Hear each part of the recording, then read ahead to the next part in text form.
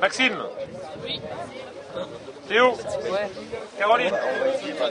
Plus d'une soixantaine de jeunes saisonniers a répondu à l'appel lancé par Charles-Henri Nolot. Implanté sur la commune de Petos, il cultive le maïs semence depuis 2007. Aujourd'hui, il leur est au castrage, une étape essentielle pour que la qualité et le volume de la récolte soient au rendez-vous.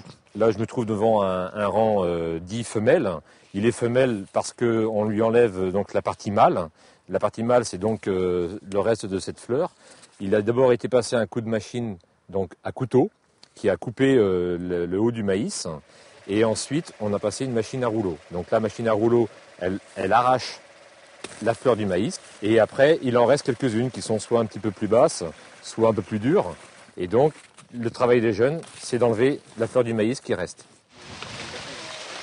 Âgés de 14 à 20 ans, pour la plupart issus des communes avoisinantes, le castrage de maïs reste un bon moyen pour se faire un peu d'argent de poche, mais pas seulement.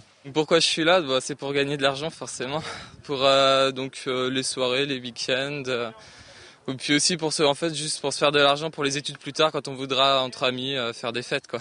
Par obligation des parents. Mettre de côté et puis pour les sorties le week-end.